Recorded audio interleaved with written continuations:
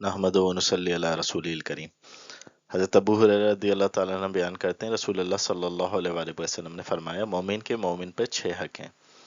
جب وہ بیمار ہو جائے تو اس کی عیادت کرے، جب وہ فوت ہو جائے تو اس کے جنازے میں شریک ہو، جب وہ دعوت دے تو اسے قبول کرے، جب وہ اس سے ملاقات کرے تو اسے سلام کرے، جب اسے چھینک آئے اور الحمدللہ کہے تو وہ اسے یرحمک اللہ کہہ کے جواب دے، اور اس کی موجودگی اور غیر موجودگی میں اس سے خیر خواہی کرے۔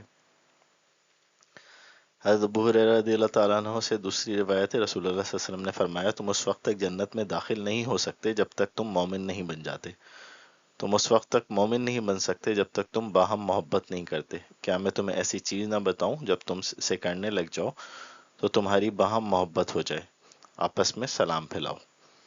ایک اور حدیث میں حضرت ابو ہریرہ رضی اللہ تعالیٰ عنہ بیان کرتے ہیں رسول اللہ صلی اللہ علیہ وآلہ وسلم نے فرمایا سوار پیدل چلنے والے کو، پیدل چلنے والا بیٹھے ہوئے کو اور قلیل کثیر کو سلام کریں۔ ایک اور حدیث میں فرمایا گیا چھوٹا بڑے کو، چلنے والا بیٹھے ہوئے کو اور قلیل کثیر کو سلام کرے۔